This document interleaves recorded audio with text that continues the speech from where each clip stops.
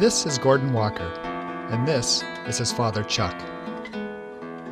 The last 10 years have been a decade of change for the Walkers. In fact, neither could have anticipated just how much their lives would change. Gordon was 17 when he left the special education program at a Vancouver high school. While this age is difficult for any teenager, it can be especially difficult for teenagers with a disability. Many people thought Gordon would never learn to cooperate with others, or ever get a job. He spent most of his days sitting in his bedroom alone. As the years passed, he became more and more isolated and even more withdrawn. Chuck was frustrated and concerned as he came to terms with Gordon's reality. What's Gordon going to do? How can we handle this situation? Now, where does he fit in?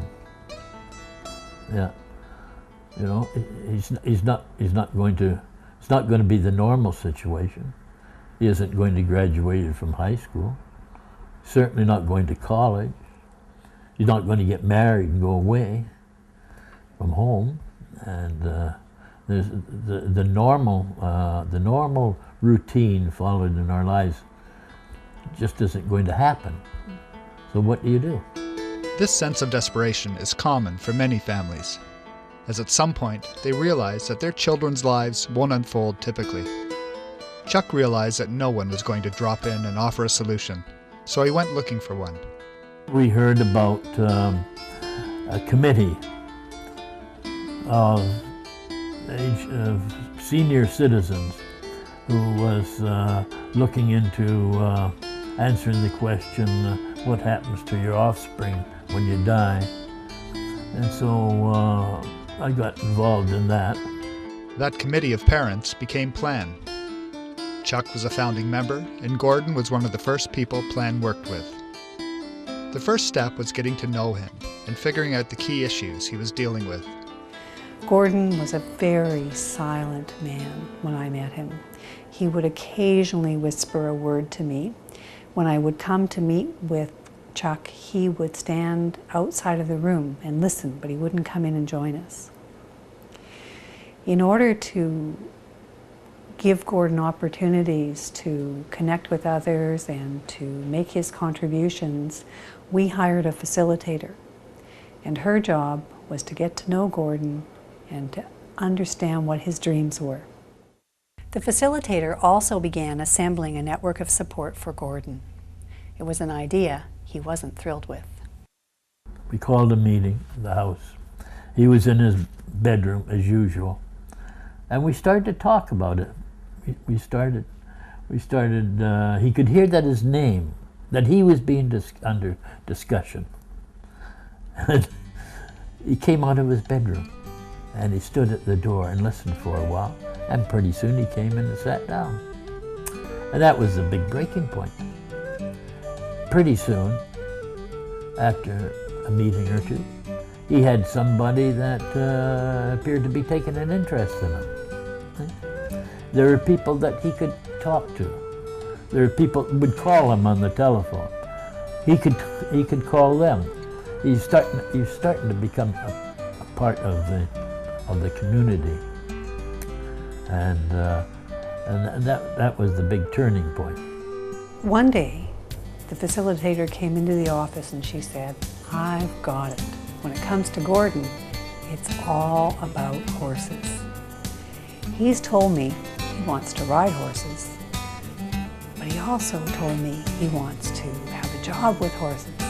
He wants to be a cowboy riding on the range. He wants to own his own horse." And she said, "I know somebody who rides. I want to introduce Gordon to her." So she did. And her friend and Gordon went riding. And when her friend came back, she said to the facilitator, "You know, he has a real gift with horses. I want to take him to the stables." So she brought Gordon down to the stables and introduced him to her friend Julie.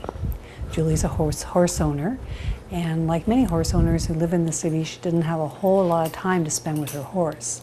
And she said to Gordon, "You're welcome to come down any time and visit my horse." Well, as you recall, Gordon was sitting at home most days, just sitting in the living room, and he had a lot of time on his hands, and he took that offer up. In fact, he went to visit her horse every day. The stable manager noticed Gordon's passion and commitment, and it didn't take long until he was offered a job. That was over 9 years ago, and today, Gordon is in his element. He mucks out the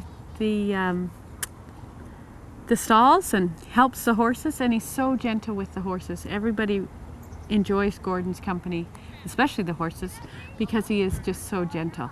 He really has a way with horses and understands the horses, right? Mm-hmm. Except one. Except one? Which horse is that? One who stepped on my foot. Oh, right. Yeah, that just happened 2 or 3 Gordon's days. transformation is so much more than simply getting a job. By getting to know Gordon and learning about his passions, it was possible to help him create a vision for his future, a vision that he could follow with enthusiasm. His network has helped him in many ways, and through their contacts, he's earned a job, has a place of his own, takes care of himself, and is involved with many different people. By being involved with his network and others, Gordon has come out of his shell and shows more and more confidence each day. It's as if there's no limit to what he may be able to do. Gordon's success has had other implications too. This, of course, changed life for Chuck, because Chuck had planned always to stay in that family home with Gordon. And of course, we had helped him create the will and estate plan to do that. Well, Chuck, once he got comfortable with the fact that Gordon was well on his own and had people in his life and so on, he decided he would move. And he sold the family home and he moved to Sechelt. He's a marine biologist and he wanted to be able to fish. So Chuck is fishing every day. And Gordon, well, he's with horses every day. He still works at those stables. The vet, when she comes, she always makes sure that Gordon is there because he calms the horses better than anyone.